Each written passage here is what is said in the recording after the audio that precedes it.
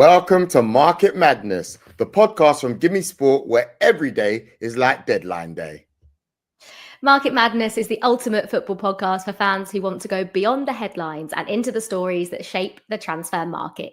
Each episode will feature high-profile guests, breaking news, features, games, and challenges.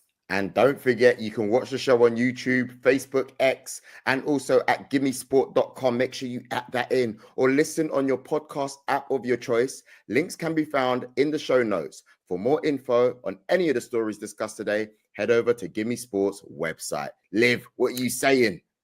Yeah, I'm good. Chelsea finally got a win. Finally. Feels like it's been a long time coming, but myself and Joel are obviously back for episode 3, and we are joined, as always, as you can see, by our resident journalist, Ben. Hi, Ben. You said you've been busy. I imagine it's just going to get even more busier. Your January must just be absolutely crazy.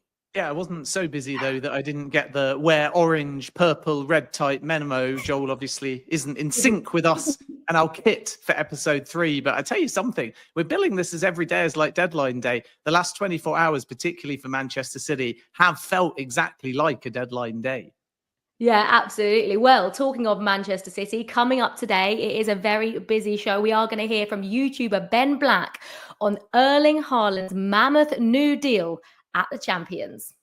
And also, Ben caught up with Uzbekistan football expert Conor Bowers to learn about Man City's new signing, the first Uzbek player in the Premier League ever. You'll also hear my conversation with Jermaine Pennant about Arsenal and Liverpool. CBS journalist James Benge will also join our chat about transfers in and out of North London. That's the one you don't want to miss, people. You don't want to miss that. And James will also be sticking around for the Mailbag challenge. It's Ben versus James. We are very much looking forward to that. And we'll get an update on Chelsea's transfer activity. Hopefully it's legal this time round. It's always legal, Joel. What are you on about? And we'll hear a roundup of the rest of the Premier League transfer news from Give Me Sports' Dean Jones.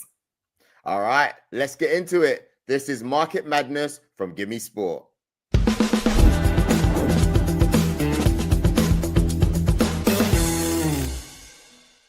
Now, before we start the show, we like to do this thing on Market Madness where we're going to give Ben a live question challenge. He's not just here for a social. We're going to make him work. Of course we are. Now, today's question is, could Vinny Jr. really leave Real Madrid for Saudi Arabia? This is a big question, Ben. We're going to check in with you at the end of the show.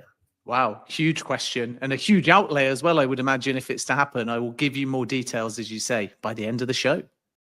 Brilliant stuff. I mean, I'll give you my opinion as well at the end of the show because I know you're dying for it. But let's look at our top story. We need to make sense of this huge 9-year contract with Erling Haaland at Manchester City. Ben, what can you tell us about it?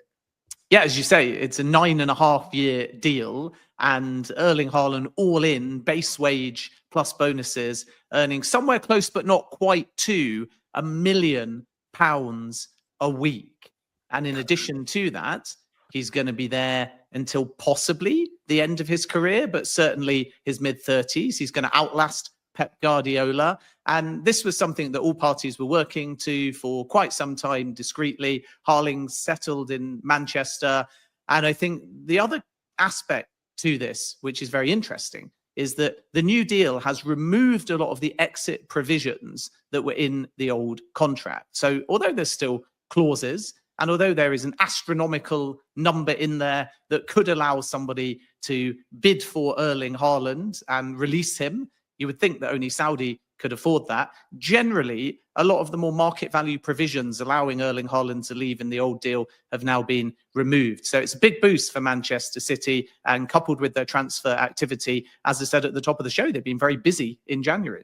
Ben, you've said close to £1 million a week. Last time I checked, there were reports of it being 500k a week, and I thought that was crazy. Where did you get this almost £1 million from? Is it bonuses? What's the structure? We basically sat down with them and said, I want to be paid more than Joel Bayer gets for Market Madness. And they went, fine, all right. And that's how they got to the number of £1 million a week. But no, seriously, the old base wage of roughly 500k was without bonuses. And actually, Erling Haaland's approximate number was in the region of £850,000 a week in the old deal. So you can look at this as, I say, only in inverted commas, but a 150k approximate increase, taking him somewhere close to £1 million. But City sources are adamant it doesn't surpass the £1 million number. So it is an increase, but it's not quite as significant as if you only take that old base wage number of 500k, because you have to factor in he was on a significant number of bonuses on the old deal as well. Joel, what do you make of Erling Haaland effectively like locking himself into Manchester City effectively for the rest of his career? Because I'm a bit mind blown by it. Effectively, money is what I'm thinking. And secondly, I think it's money. I cannot see past anything but money, because if you were thinking about your things outside of money, you would probably go, well, Real Madrid's the obvious next move, right? They need a number 9. You know, you don't know what's going to happen with a Vinny deal. They've got Mbappe, but you could see them building a Galactico anyway. And if you've somewhat rejected that move so early on in your career, then it can only be about money. Or maybe he genuinely loves the city of Manchester. Has anyone considered that? Does anyone seriously love the city of Manchester? Like, no offense. I do. Like, I love visiting. No, I do actually quite like Manchester. I do like going to Manchester. Yeah. It's just miserable weather, and that would annoy me. The weather's not great, but that's what I think of it anyway. Would you sign for that long? If it wasn't Chelsea? If it wasn't Chelsea?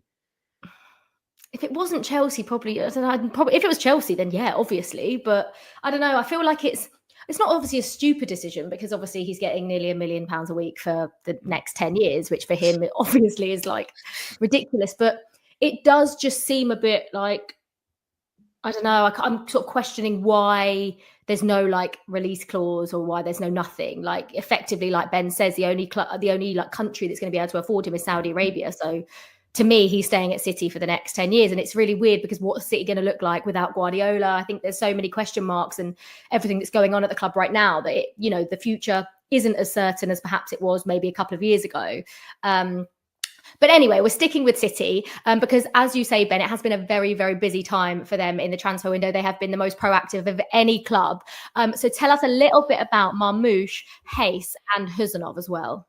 Yeah, great pronunciations there. And it is Husanov, I'm told. We'll get the lowdown on that when we speak to our Uzbek journalist a little bit later. But the big one really is Omar Marmoush, who is about to join from Frankfurt. I can tell you the medical has already been passed. So City, at the time that we're recording this, are gearing up to a big Champions League game against PSG. They may therefore not announce it before that. But in the next 24, 48 hours, this one will be official. And effectively, he is a replacement for Julian Alvarez, who can play in that deeper lying role where De Bruyne operates, or alternatively move beyond a playmaker to a lead striker. He scored a ton of goals for Frankfurt. The total package is in the region of 80 million euros. And City are delighted with getting this one over the line, because there was no release clause. So when they first started negotiating, they felt like it wouldn't be possible because Frankfurt are pushing for the Champions League. But then they agreed terms with the player, and club-to-club negotiations went smoother and faster than perhaps City first anticipated. Victor Reis and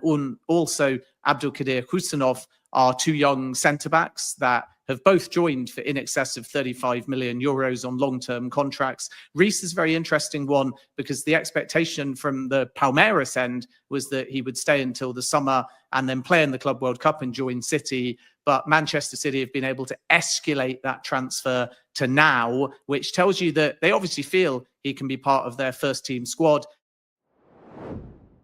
You did speak to YouTuber, a good friend of ours, Mr. Ben Black, about his beloved Manchester City. Please, let's play the video.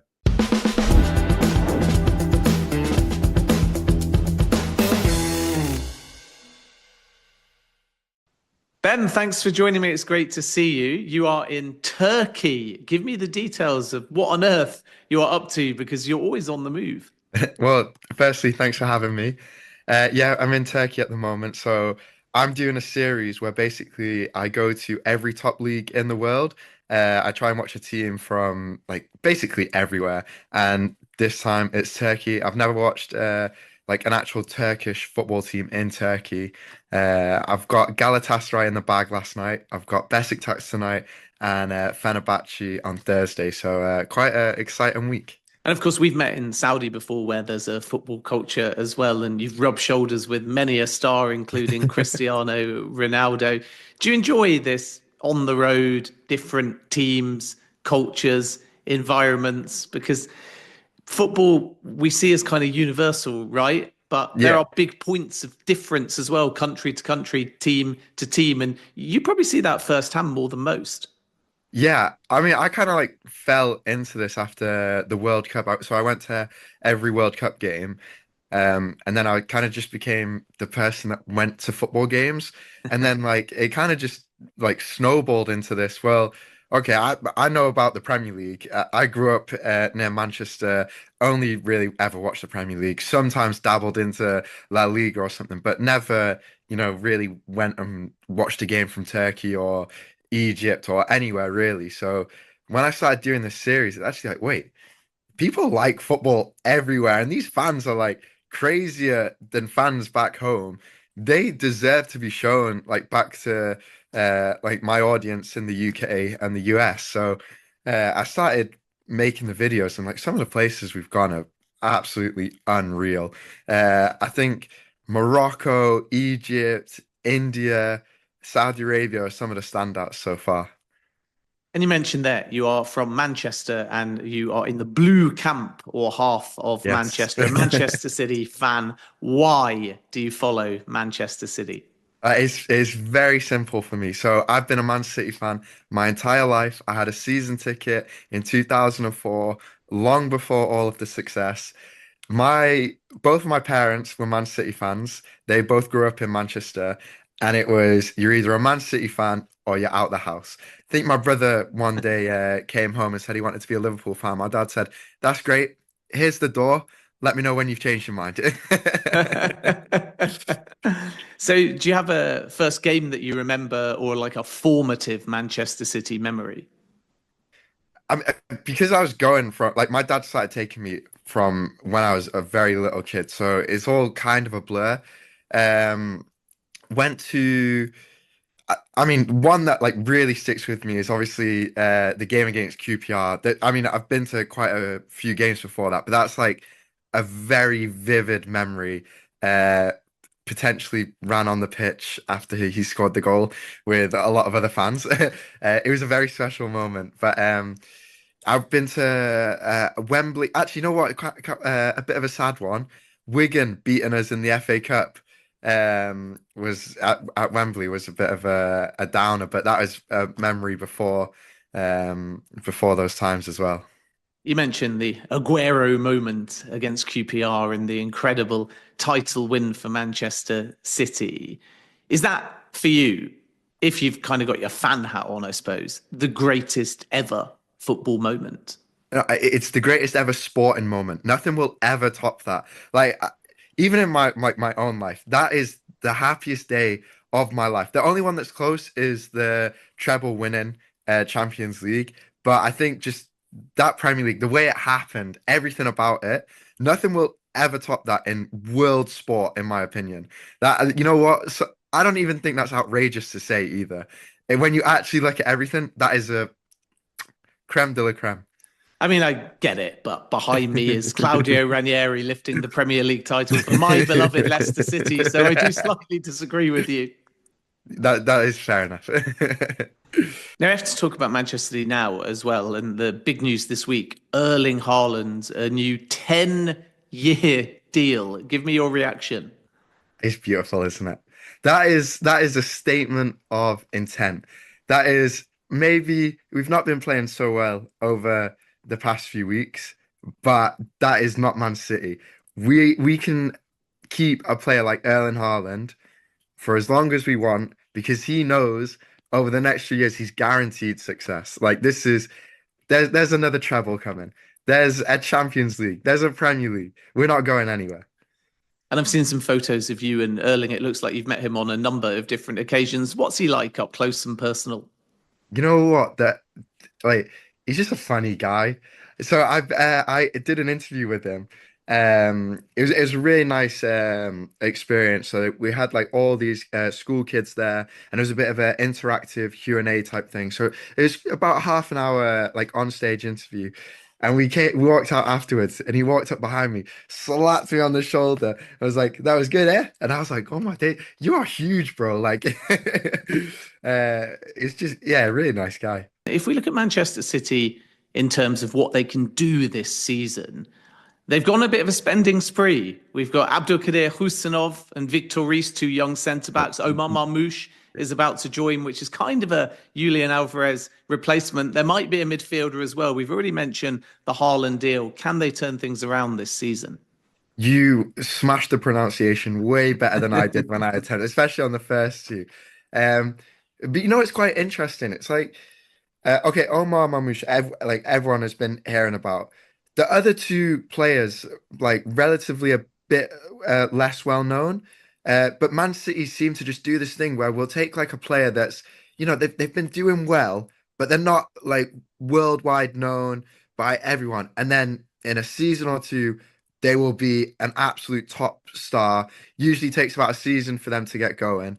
I think right now it'd be nice if all three of them just hit the ground running and could start, because we really need it. Can we turn it around? I think you can already see we're turning it around. Like, I think that like little dip that we've gone through, that's gone. We've got the confidence back. We've just won 6-0. We're flying. I genuinely, like, I'm quite excited for the end of the season. I think it's going to be quite surprising. Most people have got Liverpool wrapped up, leagues done. Just hold out a little bit. Hold out. Well, you'd expect the City fan to make that prediction that they can somehow catch Liverpool. So why not? Why not? I mean, there's half the season nearly to go still. You've got Leicester on there behind you. Crazier things have happened in football. Big game tonight as well in the Champions League, PSG against Man City. When you sort of bill this fixture, we would normally associate it with knockout stage, business end of a tournament, but actually they're both lingering near the bottom of the Champions League table. We both really need a win. If one of these teams loses tonight, they might be out the Champions League.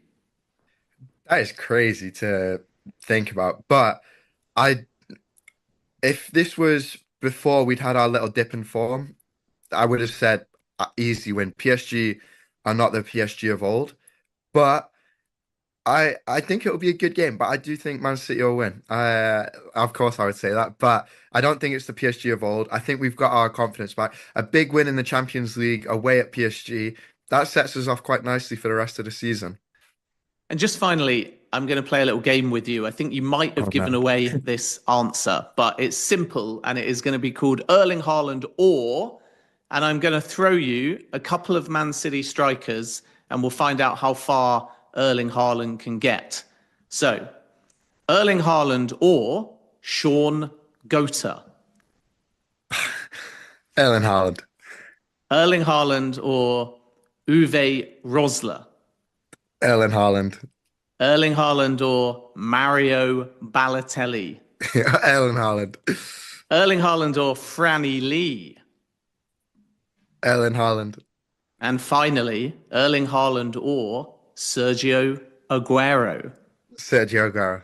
At the moment.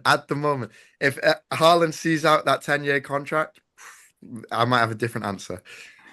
Great stuff. It's been fascinating learning about your Man City origin story. Ben, just before you go, where can people find you and see your brilliant work? Well, thanks so much for having me. All my socials are just Ben Black, and TikTok is just Ben.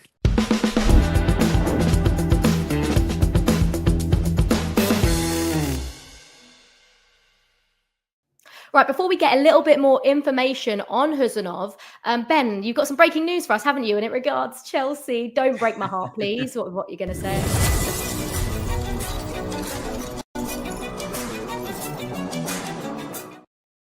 Well, we'll do a deep dive into Chelsea towards the end of the show, but breaking news, and it relates to Carney Chukwuemeka. We understand that Everton are the latest club to make an inquiry over Chukwuemeka, it would involve the termination of the Amanda Broja loan, who is injured. Enzo Maresca had said he wasn't anticipating Broja coming back, but Everton have made an inquiry over Carney Chukwuemeka. They'll only do a loan and contingent on the fact that Broja goes the other way, which might make things difficult in the club-to-club negotiations. I should point out that Chukwuemeka is an option to be loaned to Strasbourg as well. Caleb Wiley is going to be coming back to Chelsea due to injury, and that will free up a loan spot because Mamadou Sarr, the defender that Chelsea have signed, is a pre-agreement for the summer rather than a signing now and a loan back. So if Wiley goes back to Chelsea's sister club, Strasbourg, then there's a loan spot there. But Everton are in the mix for Carney Chukwuemeka on a loan deal,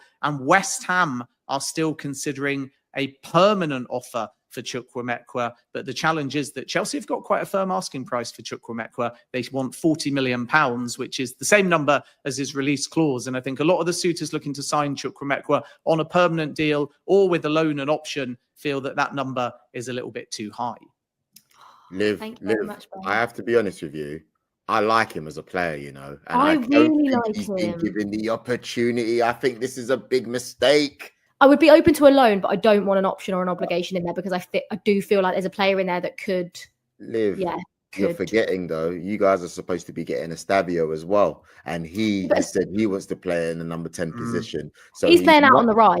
Yeah, he's like 16, isn't he? Or 18 or something like. Yeah, but he's the best talent that country have seen since Neymar. Yeah, but he's been playing on the right. He has out there. He said, though, publicly he wants to play central at Chelsea. Well, I'm sorry, you're not Cole Palmer and you're not coming in replacing Cole Palmer. So you can start on the right. And if you're that good, we'll then see what happens. Yeah? Did you hear that, Estavio? Live spoken. There we go. Olivia Maresca. Exactly. But we did mention Usmanov earlier on. And Ben, you did catch up with Uzbekistan football expert Conor Bowers to learn more about him. Manchester City's new signing will be the first Uzbek player in the Premier League ever. Can we play the vid?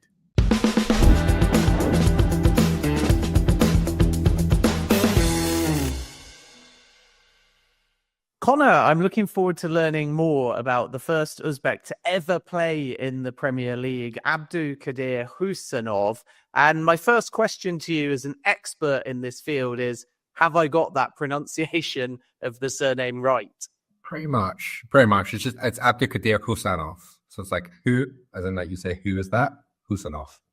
Perfect. Now, in pronouncing that, I heard sort of some Scottish twangs. So where does your love or knowledge of Uzbek football come from? So obviously I'm not Uzbek myself.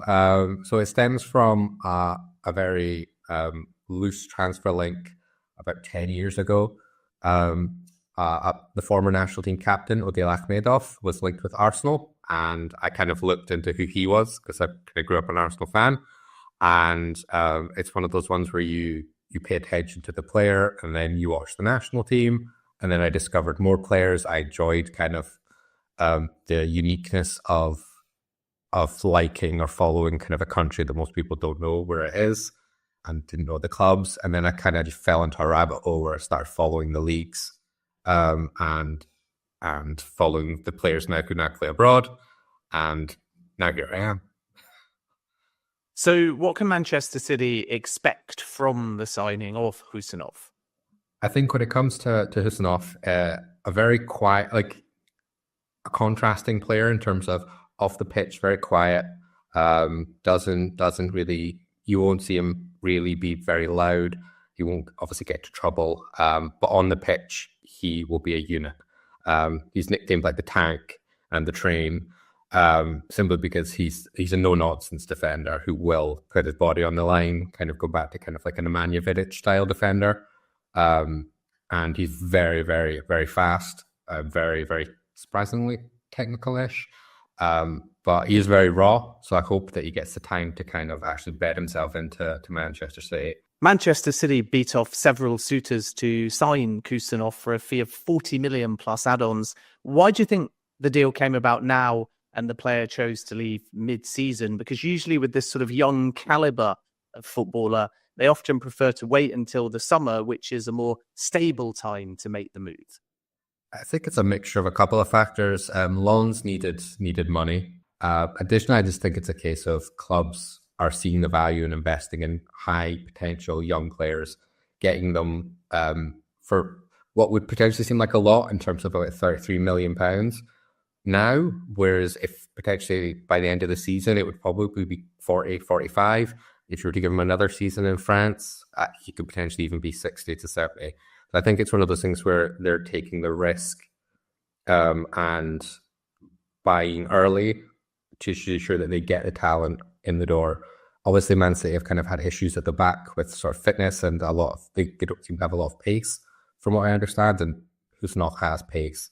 So I think it's a market opportunity, and Manchester City have been very, very aggressive this window, and this is one of the signings that they've made, and it's hopefully going to be a really good one. And what's Husanov's backstory before he joined Lens? So he came through the academy of Biancador in Tashkent in Uzbekistan. This is the club that I think if anybody's heard of it, it'll be because it's where Rivaldo played in the late 90s, along with Luis Felipe Scolari was a manager. Because they had such strong investment via the regime at the time, they had the capabilities to build a very strong academy. And that's the academy he came from. His father was a football player as well, was an international again around the mid-noughties. And he basically helped guide the development of Husanov through kind of just basically being a constant presence and ensuring that he was training effectively. He was discovered by a club called Energetic Minsk in Belarus, and he began to train there around 17, I believe. But within that league, you have to be 18 to be able to actually play. So he was there for a while before he actually got to play. Once he did, he was incredible. Like, if you go back to anybody who's watched him play in Belarus, he was a levels above, even at 17. And within, I think it was about a season, he got snapped up for about £100,000 by Lens. And he's now spent a season and a half in France, and subsequently being sold for about 33 million. So it's quite a big jump in profit for Lens. And of course, as you'd expect, he's already been capped a number of times for his country as well. When did he break onto the international stage, and where does he rank in terms of potential compared to maybe some other Uzbek players? Is it fair to bill him as the most talented Uzbek footballer in the world? Probably, simply because I think the only other players you could probably say are comparable are Eldor Shomurodov, who's at Roma, but he's a backup striker and hasn't really been prolific club-wise when you compare it to how he is for the national team. And the player that kind of gets most closely linked with Husanov is actually a very diminutive winger who plays for Sesko Moscow, called Abasek Fazuliev. He's very tiny, but he's very good. And they've kind of developed and progressed with each other in terms of through the national teams. And they're both consistent players to the national team. But Husanov is probably the one with the highest ceiling. You mentioned earlier this nickname of the Train, and I know that Will Still also called him the Tank. So Manchester City fans will be thinking about the aggressiveness, the physicality, the ability to win aerial duels. But the other part of what Manchester City do under Pep Guardiola is kind of play with finesse at the back. So what's he like with the ball at his feet? He's just surprisingly, from what I think most people have seen, will be the compilations of him making slide tackles and bulldozing into players. But he is, I think, surprisingly quite good at sort of progressive passing. He can, particularly when he was at Belarus, because obviously the standard wasn't as high. He was prone to kind of making runs throughout kind of the middle of the pitch. And so he is quite comfortable with the ball. I think he is probably going to be a bit more of no nonsense. I wouldn't expect him to be the most creative outlet for Pep. But I think his ability on the ball will surprise people. And I think it's something that he still can improve on. And just finally, a broader question about the impact that this will have of Husanov playing in the Premier League. Because I must say, I deal in the business of many transfers, and on social media, I don't think I've ever seen, relating to a transfer, more patriotism, more Uzbekistan flags posted at the bottom of posts. The only sort of equivalent I can think of is the buzz when, for example, Son joined Spurs, or maybe Kinkladze was at Manchester City, and a huge amount of Georgian football fans came out and expressed their patriotism. So what is the level of buzz about this move back in Uzbekistan? And is it the kind of transfer back home there that might transcend sport? I think it has a potential to do so. As you mentioned, there are sort of nations which are kind of prone to massive support for their international players. You mentioned Korea. In Uzbekistan, it's the same. They're very proud. I don't think if you'd asked anybody who's familiar with Uzbek football, everybody believed Husanov had massive potential, but I think most people would have expected him to move potentially to sort of a Roma or maybe a Sevilla or a Benfica, and then eventually to a team like Man City. So I think the jump, how fast he's made it, has kind of added to excitement. There's already Man City shirts in Uzbek sport shops. So it's something that people are very excited for from all parts of the country, whether they were Man United fans, which do exist in Uzbekistan. They're excited for this. It is something that I think that has galvanized the country. Hopefully it'll increase participation domestically. But I think it's viewed as kind of allowing Uzbekistan to kind of make a statement on the world stage and potentially open the doors for other players. And I think it's that potential excitement for other players who have often been overlooked because it is part of the world that kind of is unfamiliar to a lot of people. It potentially open the door for a lot of talent. And remember, he's wearing that number 45, the Balotelli shirt at Manchester City. Conor, that was brilliant insight. Really appreciate you taking the time to give us the lowdown on Husanov. And just before you go, we can see your handle up there, Uzbek Football. But where can people find you? And give us a little bit of a plug for the other work that you're doing, because people would definitely want to follow you after hearing the lowdown on Husanov. Yeah, predominantly just on Twitter or X, just at _Uzbek Football. That's predominantly where you'll find me. Great stuff. Appreciate you joining us on Market Madness. Thank you.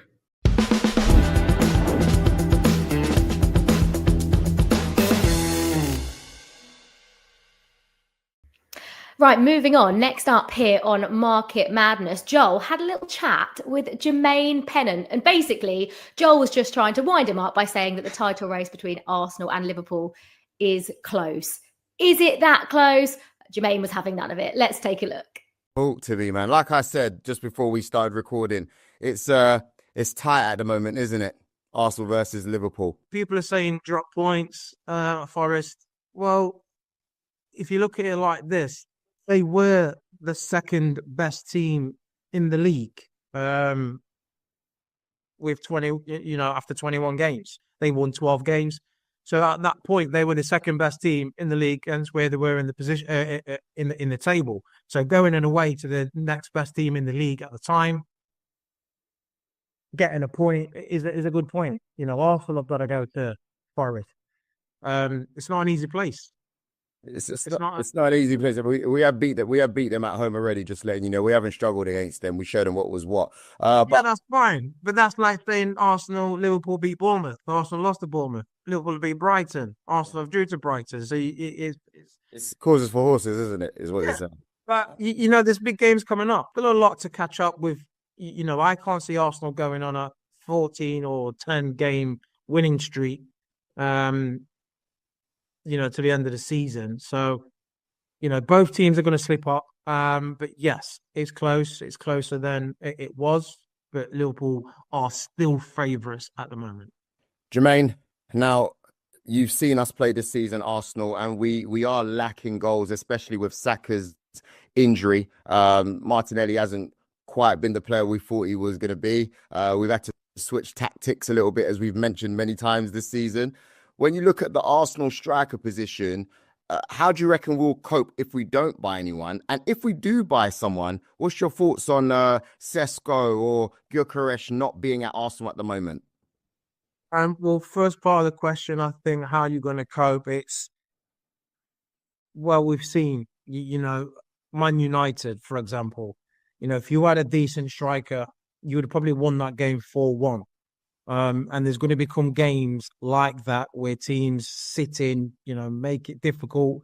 But if you've got someone who gets that one chance and puts it in the back of the net, going to win the game. So how are you going to cope? You're going to need your players all back. Saka's a massive miss. And Martinelli, he's got every single attribute apart from the finishing element of his game. So yeah, Odegaard without Saka is not. He's a great player, but he's not the same player when Saka's not on the pitch or off the pitch. So I think hoping that's where you may struggle for the rest of the season. But with a striker, I think Gyökeres is he looks like a guy who can put the ball in the back of the net. Man United or everything. There's a lot of big teams in for him, and I think he would be a good fit. Who's the one you mentioned? Benjamin Sesko. Say Sesko. The thing is, he's a good player, but that's one you need someone who's kind of proven. I think he's one of those who'll be a risk taking him. If I was to pick one, I'll go with Gyökeres. We can see what he's doing over there. See what he's done to Man City. He's had a taste for the Premier League already. Went away, developed even better, and he looks like a guy who knows where the back of the net is.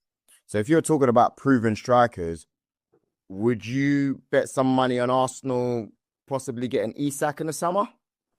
I think Isak is out of the budget. I don't think Newcastle probably would sell him through Arsenal. They don't need the money. I think they're the richest club in the league with the owners. They are, but obviously they got so much money, but they can't spend it because of the FAP rules. And it's costing Arsenal probably close to 150 million. And I can't see Arsenal spending that kind of money on a striker. They're going in for Zubimendi at the moment. Another midfielder. They're probably looking at a left back as well. So you look at Arsenal's history. The Declan Rice deal was a big shot with the amount they paid for him. But apart from that, they don't really go absolutely huge. So I don't see Isak going to Arsenal. Now, you're a Liverpool man yourself, played for the club and obviously still a big fan, which confuses me at times, as I've told you on other shows. But seeing as what we did for you, if we talk about Liverpool, Mo Salah, I mean, please talk to me. He seems like he's getting better and better every season. Yeah, this season he just literally, I don't know. It's like he's got a new lease of life under Arne Slot. And, when you ride that wave, it's sometimes, it's hard to fall off or get off. And he's been fantastic. Yes, last couple of games, a little bit of a dip, but there was tough games. But what a servant he's been for the club for the years. He's been the top goal scorer every single season, if I'm right in saying. An absolute club legend. And like you just said, is this season, without him, I don't think Liverpool would be where they are now. He's the equivalent of Arsenal needing a striker. What's your thoughts on the contract situation with Trent Alexander-Arnold, Van Dijk? How are you feeling about that? I'm feeling confident that Van Dijk's going to stay. I think Trent will go.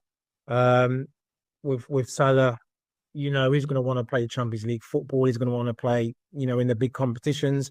I don't see him going Saudi in the summer. I think for him, it's not about money. So I think there potentially could be a deal there as well. Maybe another year at pension. It won't be a big one, but just another year. So I think those two will stay personally, and Trent will go. If I had to keep just one, then I'll probably say Virgil. I'd probably keep Virgil.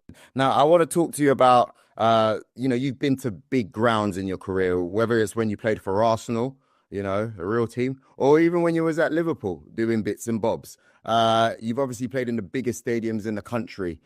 Can you tell me which is the most stadium with the most fear atmosphere, would you say? I'm not just saying this, and I'm taking off all my hats, but you ask any manager, any team, that when Anfield is rocking, it's probably one of the most daunting places to go. I think, you ask Pep, he says his hardest places to go is Liverpool away. Alex Ferguson, when United used to go to Anfield, or at Rio, the way they used to prepare was crazy. You ask Arteta, he's playing "You Will Never Walk Alone" in training. You're not hearing that played. He's not playing any other songs or Spurs songs or Man City songs in training. It's Anfield.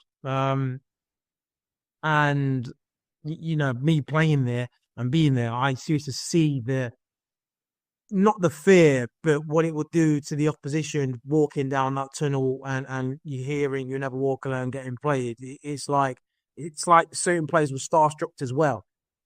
So yeah, for me, it would be to see Anfield. Jermaine, thank you very much for your time. I'm sure I'll be bumping into you as I do during the course of the season. Cool, mate. Keep up the same energy, mate. Yeah, always good to talk to Jermaine. Normally, I love talking to him when we're doing better than his team. But hey ho, we'll wait. Still 17 games to be played in the league. Liv, let's just calm down. There's still plenty of time for Chelsea to catch Arsenal. Yeah, for sure. But yeah, we're now joined by CBS journalist James Benge to keep the Arsenal conversation going. Let's bring him in, please. Hi, how's it going? Hey, James. Hey, James, you okay? Yeah, good, thanks. Good to see everyone. Some familiar faces here. Joel, nice to meet you as well. Nice to meet you, man. These glasses, Benge. Amazing. Fresh new look. Mate, he probably needs to analyze our mistakes we've been making so far this season. We've got a bunch of questions for you. I would love to kick off, especially for me. Look, we've been struggling in the attacking area. I want to know, firstly, who are Arsenal's main striker targets, James? For this month or in general? Both. Because that's sort of in asking that question, I'm sort of pointing to the problem there, which is if you sort of asked Mikel Arteta, who would you most like to lead the line at Arsenal over the next 5 years? I would think the answer you would get from him, if he's speaking honestly, which he rarely does in public, would be Alexander Isak, superstar, like everyone at the Emirates saw a few weeks ago, one of those players that only needs one shot to change a game. But obviously, that's going to be very difficult at any time and is impossible in January. So that complicates matters a little bit about what you might do this month, because you don't want to put yourself out of the mix for other top targets. So Benjamin Sesko as well, a player that Arsenal would have really admired, that they tried to sign a year ago or back in the summer. And those are both difficult deals to do right now. So in terms of what they might do in January, I think something will happen. But honestly, I couldn't even give you a name, because it's got to be reactive to where the market's at.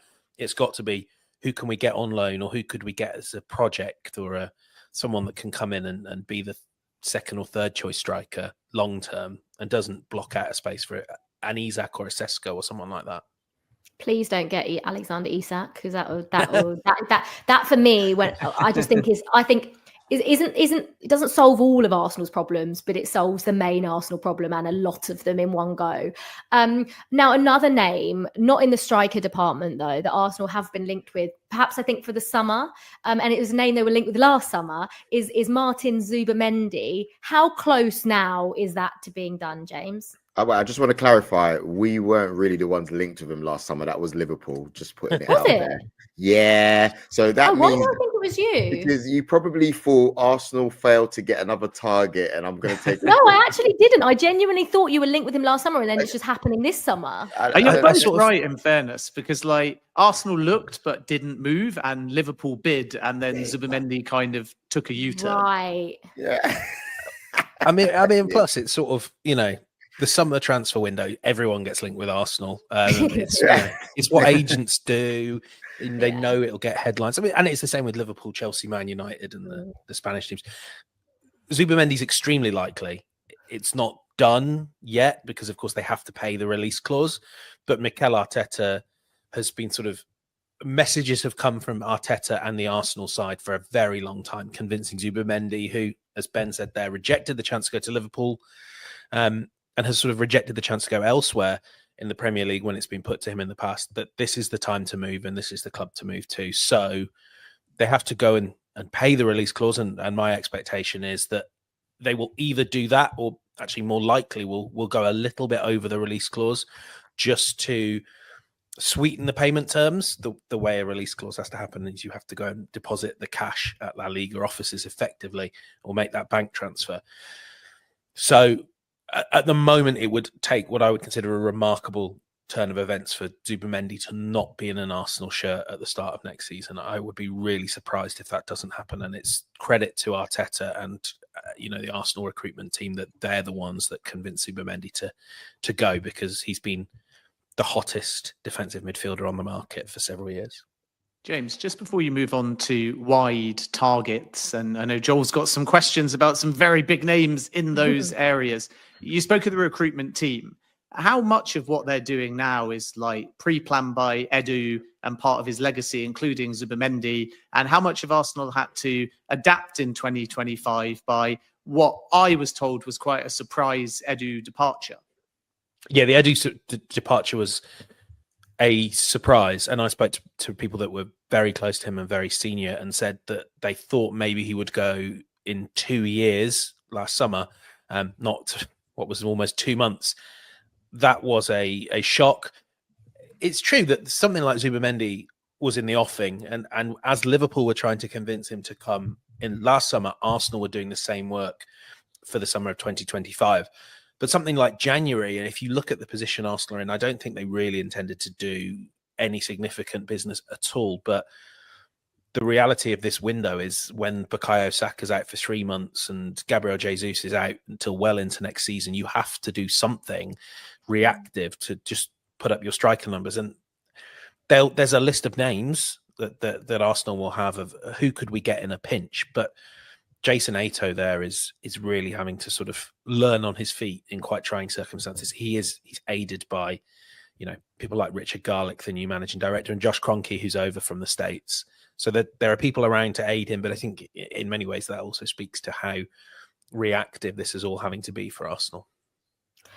Whilst we're on the subject of Edu, James, is there anyone that's like in the line to replace him? Like, is it a decision that's going to be made sooner rather than later?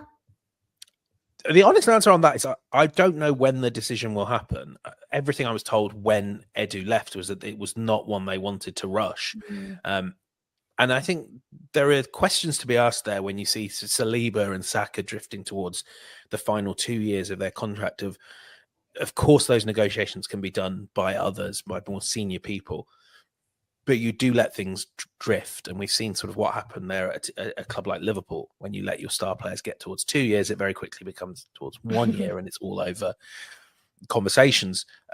Jason Ato, my understanding is he will be considered the former deputy sporting director. I think initially there was a view that it would be thrusting him into quite a big role. And certainly what we heard in those months after, or the weeks after Edu left, was it was unlikely that Ato would make the step up. I think that's changing now.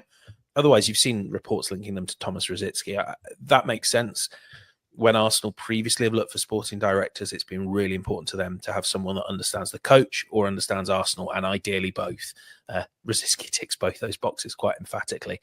So I would say he's got to be in the mix, but they're keeping their cards quite close to the chest with this one. So beyond Ato and Rosicky, I've not heard of any names, and obviously those names have been reported elsewhere as well.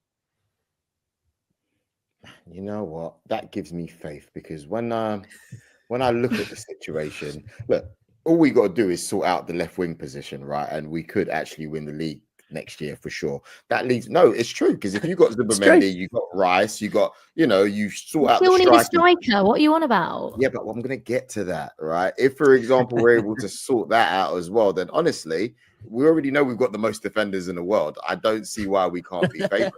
But that does lead me to mentality, Joel. It's your mentality. Not sure if it's there, It could change. It could change. Look, we've got Cunha that we were linked with, but then we heard that he had signed a new contract with a relegation clause, but yet I've still come out to see that he is still looking to leave. What's going on? Are we getting him? Yes or no? And there's obviously Nico Williams that we were linked with at the Euros as well last year. I just need an update. Are we getting left wingers? Yes or no? Oh, I mean, Ben, you'll know not much more than me about Mateus Cunha, won't you? But my understanding is no contract is close. Wow. But Wolves would have quite a high price on him, and he's one of those players that fits into that category of, do you want to spend 50, 60 million plus on someone that maybe when you're at full strength and you get the striker you want, you can't guarantee minutes? But Ben can talk to that. I think it's going to be hard to get Zubimendi, a top striker, and a left winger. I wonder if things may well end up being dictated on who out of Havertz and Martinelli ends this season the best. That's entirely speculative on my part. But I mean, I do think that is almost one that could end up like drifting to 2026. It depends what happens with Leandro Trossard, who we know there was interest from Saudi Arabia in at the very end of their transfer window. I should say that Saudi Arabian transfer interest does not always last beyond that window. So I don't know if a striker and a left winger is doable for Arsenal, who are very conscious of UEFA squad cost rules and how they'll look in the Premier League as well. So it would depend on what sort of star striker they get to an extent, wouldn't it? But it could be tough. Interesting, because other clubs seem to be able to get away with all sorts of transfer stuff, but I don't know. Anyway, if only Arsenal had some hotels to sell to themselves. Yeah, One day, you never know. Just to quickly add on Cunha as well, the latest situation is, as you rightly say, Joel, very confusing. He verbally agreed terms and a long-term deal, but the sticking point is this release clause, and there may be two. One at a lower number, around the 40-45 million mark for relegation, and another, if Wolves stay up, that you would expect to be a little bit higher. Wolves' perspective is that they always allow their players to leave under the right circumstances, but Cunha may feel a little bit bound by a new contract, a bit like, in hindsight, Moises Caicedo might argue when he extended at Brighton, it made his eventual move to Chelsea a lot harder, and there was no release clause there. So Cunha hasn't signed yet.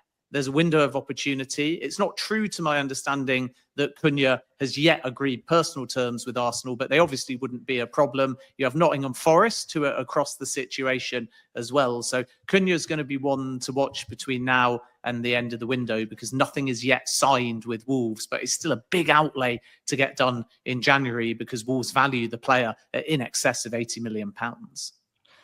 Yeah, I think Cunha would start off the left for Arsenal. I see him being better than most of those left wingers that Arsenal have. But also on the right side, James, Saka's played so much football. He's now injured and out for a while. Surely getting a right winger should be a priority for Arsenal, so that Saka doesn't have to play every single game in every single competition every single season.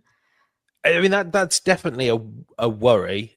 And it should be. I suppose if you get the left winger, we've seen Arteta willing to use Gabriel Martinelli off the right.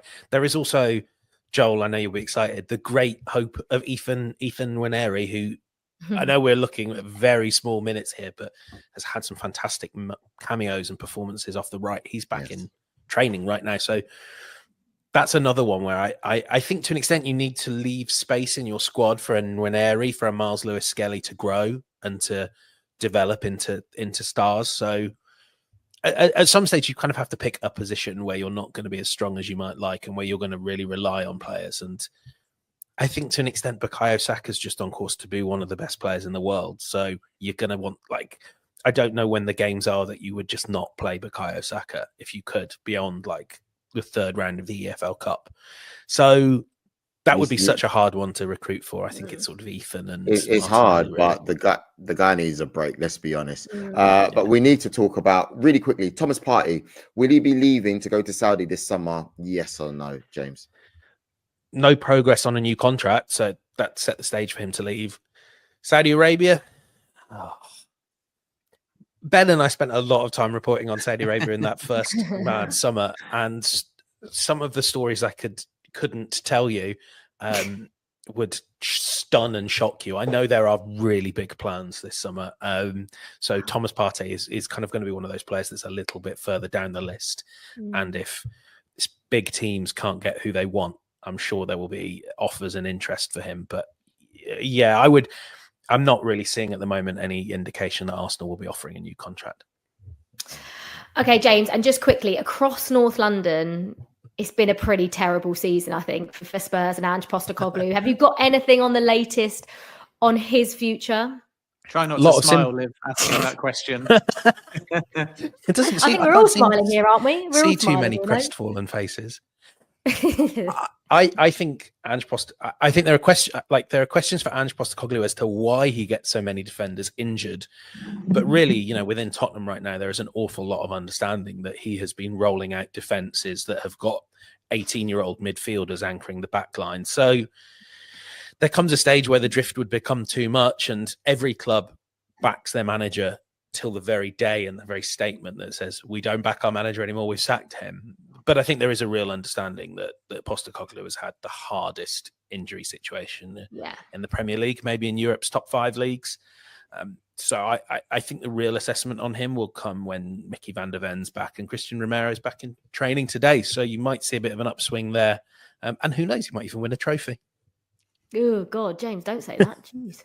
I think one thing with Ange and Spurs is the way I look at it is if Arsenal lost Raya, Saliba and Gabriel, how much worse would they be? And I think the drop-off is significant. So I do think you have to wait till they're back fit. But again, the way Spurs play, how long are Romero and Van der Ven going to stay fit for? So that is the question. Right. Thank you very much for that, James. But don't go anywhere, because after the break, you are going to be taking on Ben in the Journalist Quickfire Mailbag Challenge. Remember to look out for Market Madness on social media at Give Me Sport, and you can head to givemesport.com for more information on any of these stories we have been talking about today. This is Market Madness from Give Me Sport.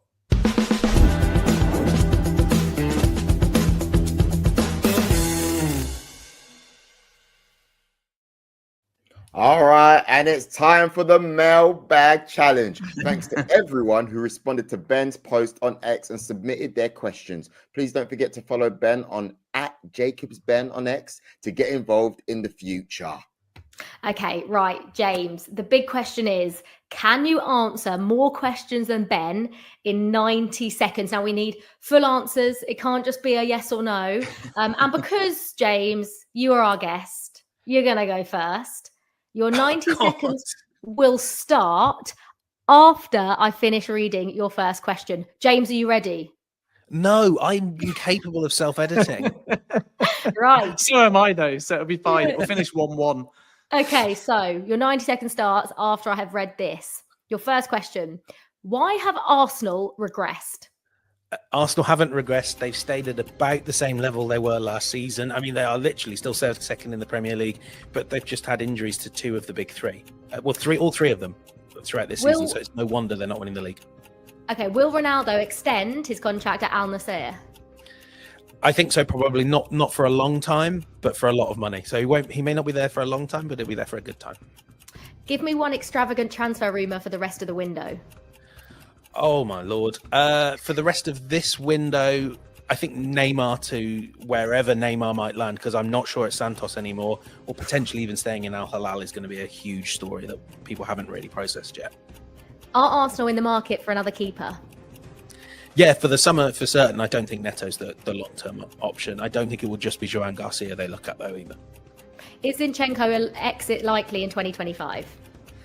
More likely than not. They've got so many left-backs, they don't know what to do with them, and it would help if some of the ones they did have could stay fit. So if there's the right interest in Zinchenko, I think Arsenal are ready to do a deal. Will Spurs sell Richarlison? No, because I don't really think anyone's going to try and buy Richarlison. Did Arsenal make a mistake selling Balogun? Not at all. I think they did quite well to get the money they got for him. He's a good striker, but I couldn't ever have seen Flo Balogun developing into Arsenal's number 9. What strikers do Spurs like? I should have researched this one, shouldn't I? James, that was very good. It was so good. I'm not having that last answer, though. I didn't have time to research one. Should not count as an official answer. Strike it from the record. John Bayer, Olivia Bazaglo judges. Yeah, I think that's fair. But James, that was very, very good. I thought that was a strange response, to be honest with you. I didn't have time to study this. I don't know. I panicked. I knew he was running out of time. That was all. Yeah, I could hear it, couldn't he? Right. Ben, this is the same for you. Can I just say, though, before we start, I'm about to level the playing field. Oh. He means business. Absolute He nerds means here. business. He's got the glasses on. Okay, Ben, your 90 seconds will start after I finish reading your first question. Your first question is, West Ham's kryptonite is signing the right striker. Is Jonathan David on their radar? Sorry. Yeah, they have looked at Jonathan David, a free transfer in the summer. I would say it's Newcastle from the Premier League pushing for now. West Ham have explored Evan Ferguson, Taiwo, Iwanyi, and let's not forget, they bid for John Duran, and that was rejected at 57 million. Why are Premier League clubs considering Rayan Cherki? I'm not sure they necessarily are. Turkey, Premier League, we hear these rumours all the time. Everton, Fulham have both looked in the past, but there's firmer interest at the moment in Germany. I'd keep an eye on Leverkusen, Dortmund, and maybe even Bayern Munich. Chelsea striker options? We'll come on to this in great detail, but the short answer is Liam Delap. I'd say Chelsea are the front runners, and they'll be in the mix for Benjamin Sesko, along with Arsenal as well. Are Chelsea looking to sell Christopher Nkunku? I wouldn't say actively looking to sell, but they'll listen to offers if they come in excess of £60 million. Bayern currently think that price is too high. Will Miguel Almiron to Atlanta go through? Yeah, it should be done in the next few days, but don't be surprised if Newcastle keep Almiron until the end of the window because Atlanta are only in pre-season. So it's done, but we might have to wait a bit for it to become official. Will Casemiro go to Saudi? Nothing close yet, despite the links with Al Nassr, but he has been offered terms, but there's been no bid to Manchester United. When will Johannes Spors start at Saints? I hope I've said that right. Oh, a technical director question. Well, they're waiting for the work permit. Early February, I'm told, is the goal. Do Newcastle have PSR issues, even if they get Champions League football? Yes. I Is didn't that have last time to one go into count? PSR So in spided the on final last one seconds count. of the 90 seconds. Are we counting the last one, Liv? Oh, I don't know if I Yes, can. no We said question. no yes or no's, didn't we? Yeah. We said no yes or right. no's. Yeah, So right. Ooh. that means the winner of today's mailbag challenge is... It's both of you. It was a draw. Wow. Oh my gosh. You both got 7 each. Yeah. So well done to the both of you. Ben, I thought you were going to lose, if I'm honest with you, because when you started with the long responses at the beginning, I thought someone's got to give him the memo here, but you pulled it back. Well done. That was brilliant. 7.5, because we sort of struck off the last two answers for both of us. Yeah. I still No, feel well like done. Benfica last night. I thought that was in the bag. Well, Great you know game, by what, the way, James? Matt. I want to say thank you, James, for joining us on Market Madness. You can follow James on @James Benge on X and across CBS Sports platforms.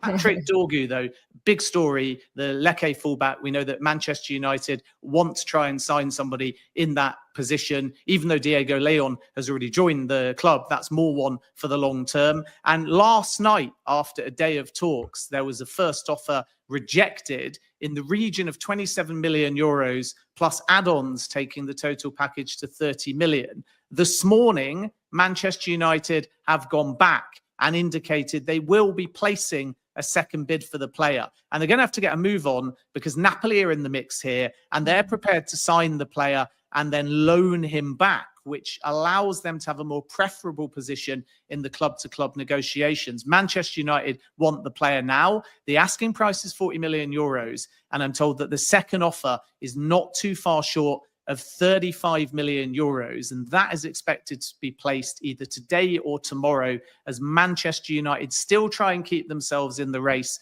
for Patrick Dorgu. Okay. I'm done with this now. Enough of Manchester clubs and Arsenal. Let's talk about a proper team, shall we? Chelsea, Ben. In fact, they're making history today. What can you tell us? Yeah, this is incredible on the women's side. The first ever $1 million transfer in women's football. And it is a player by the name of Naomi Girma, who is going to join from San Diego. And the fee is going to be 1.1 million US, according to my understanding. She's 24 years of age. She's an established US women's national team player with something in the region now of 45 caps. And Chelsea feel that she can be a mainstay on their back line for many years to come. It's a box office signing. It's a statement of ambition. And obviously, as the women's game grows, we're going to see more and more and more high valuations of female footballers. But this is a moment of history for Chelsea. Of course, they'll be more concerned with the caliber of the player that they're bringing in, and they fought off competition from Lyon to do so. But the fact that we have surpassed the $1 million mark for a female footballer making a transfer is a little bit of history. And of course, the next milestone is the first one to pass £1 million. And I don't think we'll have to wait too long for that to happen either. Yeah, absolutely. Chelsea women just smashing it, aren't they? What a side they are. Now, what about the men's side then, Ben? Because obviously I'm just so used to transfer windows just being crazy, especially the last few years. Now, this was another name. Alejandro Garnacho. Like, why does every day it goes on, I feel like we're getting closer to signing Alejandro Garnacho, and another one is Gittins as well. That's another name Chelsea have been linked with. Yeah, Chelsea are going to be opportunistic in the market. The priority is obviously outgoings, but Alejandro Garnacho and Jamie Gittins and Matthias Tell are three options for Chelsea. Tell is a bit harder because Bayern don't want to sell, and because they're put off by the Nkunku asking price, there's now less of a likelihood that the two teams get in a room and find a mutually beneficial way of doing two separate deals. Jamie Gittins was a target last summer, and Chelsea and some also say Arsenal, along with Nico Williams and Matheus Cunha, are looking at the player. I don't think there's going to be a sale there, though, in January. So then that leaves Alejandro Garnacho. And at the moment, it's Napoli that are really pushing. They've made two formal offers. They've not yet met Manchester United's valuation, but it may have dropped slightly. So 70 million euros was the original number. It could be done now more around the 65 million euros mark. And Napoli are about 12 or 15 million short of that as it stands. But Garnacho is open to a move to Napoli. And because Kvicha Kvaratskhelia went to PSG, they're looking to spend some of that 80 million euros. So Manchester United know they've got a willing suitor in Napoli. The sale, if they sanction it, and it'll be done so slightly reluctantly, but it'll be very beneficial on the books for PSR. So you've got Napoli and Garnacho bubbling away, and then Chelsea considering whether or not to place a bid. And if they do, they're obviously going to have to act fast. Now, when Chelsea beat Wolves on Monday night, Garnacho's agents were at Stamford Bridge, but sources say that this was not down to an invite to specifically discuss Garnacho, but it obviously set tongues wagging. And at the moment, Chelsea are still debating internally whether or not they wish to place a bid. And if they don't, then Napoli might have clear passage. What about the new signing, Mamadou Sarr?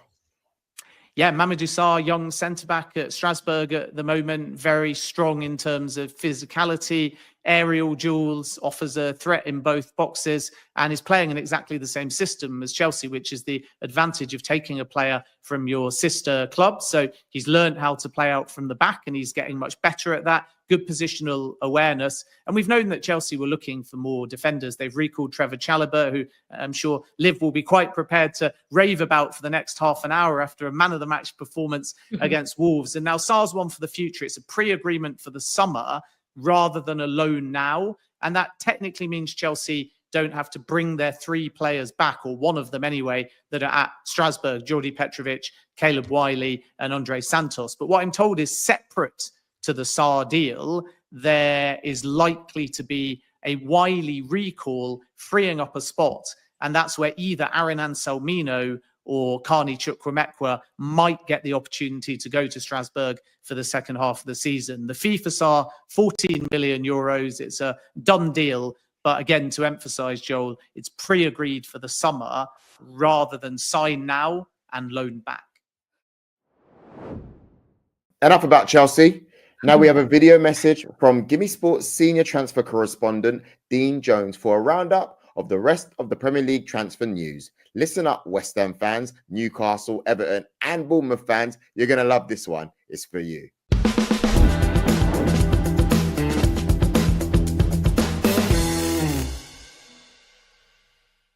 Hey Joel, Olivia, Ben, Dean Jones here from Give Me Sport, a transfer correspondent on the site. I thought I'd just dig into some stories that aren't necessarily the bigger ones that are being tracked across this transfer window and the ones that you've mainly been speaking about over the recent minutes. So let's start with West Ham. I mean, they're looking for a striker. And I think this John Duran push changes the expectations of what West Ham fans are going to want. Where's this £57 million come from, for starters? That is not really what we heard was in the budget. And what was the intent around that push? Because we always thought that if Duran was going to go during this transfer window, we look at £60 million upwards. So when you're bidding close to that, but then saying, well, that's our limit, you start to wonder what the intent was. Was it real? And West Ham fans are now going to want to know where that money is going to go. Are they actually going to go and spend it? Now, they've been slow in this transfer window when they probably should have moved faster, but I think there are reasons for that. New manager, obviously, but also assessing injuries and juggling their finances to see what they can actually spend. Now, we know that Nottingham Forest striker Awoniyi is somebody that they've been looking at. Seems like a really difficult deal to do, so I think they are struggling to get that through. One thing we know about West Ham, time and time again, window after window, is that they'll cast the net far and wide and they'll go after 6, 7 players sometimes at the same time, simultaneously. And then they'll see which deal starts to open up best for them in terms of actually landing the player that they want. And that's happening right now. You're starting to hear backup options mentioned. And Evan Ferguson is a player that keeps coming on the radar. Obviously, he's got a bit of an injury at the moment at Brighton. Brighton weren't even that keen to let him out in the first place. So maybe that one crops back up. But at the moment, we've got to bide our time. Obviously, other teams will be interested in Evan Ferguson too. Andre Silva keeps getting mooted as a potential signing. The good thing about Andre Silva is that he's actually available. And that's why we should probably take that one seriously. Okay, let's move on to another club. Let's move on to Newcastle. Now, I'm trying to gauge on Newcastle at the moment where we sit in terms of their position in the transfer market compared to what the ambition is. Because there was that pursuit of Mark Gahey last summer, but the money was never actually spent. So where is it? It's quite strange. But I spoke to someone this morning about this. I said, what potentially exciting signings could we see at Newcastle coming up? And one that I think we should be looking for is Yilmaz at Galatasaray. Now, this has been mooted already, not hugely, but he has been linked. He's 24, can play on both flanks. In terms of profile, I think that he's a good fit. He's not necessarily one of those really exciting ones, is he? So is he going to send waves throughout the fan base? Probably not. He's also not necessarily as easy a get as you might believe. West Ham have actually touched base about signing this player as well. And Galatasaray, they weren't very open to it. So we'll have to wait to see exactly how feasible that deal turns out to be. But yeah, look out for Yilmaz. Let's see. It seems to me that we're in a situation where Newcastle are more likely to make sensible transfer decisions around their recruitment. Obviously, Almiron leaving, Callum Wilson's future is in doubt. So Newcastle signing an attacker seems like something that is very likely to happen before we get to the end of January's transfer window. Everton, they're a club bouncing back under David Moyes, aren't they? 3 positions up for grabs here that they want filled. They want a fullback, they want a winger, and they want a forward. Now, ideally, they want someone for left back and right back. But personally, what I think they'll do here is sign somebody that's capable of filling both of those positions. So Kyle Walker-Peters, for example, was somebody that they've been linked with. And it seems like a pretty sensible suggestion to me of somebody that could be gettable. The winger one at Everton is interesting. They keep touching base with Lyon over the signing of a player called Ernest Nuama. Now, they don't have loads of money to invest right now, it seems, right? But when you're getting new owners and a new manager and a new stadium, I always think that you're going to push the boat out a little bit more than people might expect. And finally, I just wanted to address the situation at Bournemouth. For me, this is all about just holding on to your main assets and getting out of here unscathed. There are some whispers at the moment around some key players. Obviously, you've got Kirkes, you've got Zabanyi, you've got Semenyo, you've also got your manager. Now, the whispers around Kirkes have mainly been from Man United recently, but there is raising noise, I would say, around the Liverpool move. Now, United did already touch base through intermediaries about the idea of getting Kirkes. They didn't have any joy around it, and we're seeing they're now starting to move on to other targets. The stance at Bournemouth is that this player is not available. So let's see if they can stick to that. They fully intend to. They fully intend to get through this transfer window with all of their best players still at the football club. So that also applies to Zabarnyi, also applies to Semenyo. And I'm looking at their manager now because Iraola has really caught the eye with his setups, both tactically and also the ways that he's been able to cause upsets. Some big results for Bournemouth so far this season. We already see the likes of Tottenham being linked with him. They haven't even got a managerial vacancy yet. And I think that will ring alarm bells at Bournemouth a little bit. Like what they've been able to do over the last couple of seasons has been really, really impressive. And if you lose Iraola, you risk not only losing some of those big players, but you risk losing the momentum, the feel-good factor, the structure that it was all built around. We've seen it at other teams, Brighton and things like that, when they've had to adapt and react to losing key figures within the football club. So Iraola may even end up getting a new contract here. It's not that long since he signed a new deal, but I think as a reward for how he's done so far and also to just keep him a little bit further away from prying eyes is probably a good idea for Bournemouth. And I spoke to someone today who suggested that is a possibility that we see that not too far in the distant future. So that'll be really good news for Bournemouth fans. These are the sorts of stories that I've been working on across Give Me Sport for the entirety of January, but also beyond that. You can catch me over there on my profile page, or of course you can catch me on X at Dean Jones Soccer. And I do believe, guys, that we are in for a big finish to this transfer window.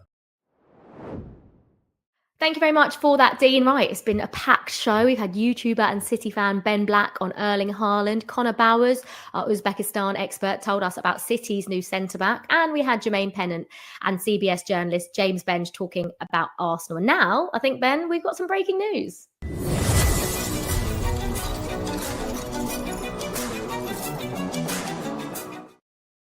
Wilfried Zaha to Charlotte FC is a done deal. It is a loan through the entire 2025 MLS season, followed by the opportunity for a further 6 months, taking him potentially into 2026. And I'm told that all formalities are done, that all the paperwork is complete. So we're just waiting for the formal club announcement there. But Wilfried Zaha, a loan deal to Charlotte FC, is now fully complete. It's time to finish the show with Ben's question challenge. To remind the listeners and the audio listeners, watchers, everybody across different platforms, we asked Ben to find out, could Vinny Jr. really leave for Saudi? Ben? The answer is yes, very much so. He's a concrete target. I think James Benge alluded to it earlier, saying that they've got some lofty targets. And there's a few things I've been able to find out. Number one, Vinny Jr. has a 1 billion euros release clause. And obviously the Saudis are not going to look to trigger that. Nothing is going to be possible in January. But there has been a club allocated, even though several, including Al Nassr and also Al Hilal, have said they would like the player.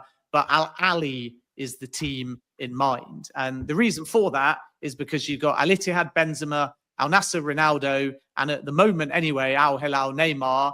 And if Neymar does leave, they're looking for Mo Salah. And even though Al Ahly have got some incredible players, including Ivan Toney, Bobby Firmino, Rio Mahrez, the feeling is that there is room for that one extra elite star. So talks have taken place on the player side already with Al Ahly in mind. And Saudi may be looking to try something pretty audacious in the summer. It's obviously going to be very difficult to pull off in 2025.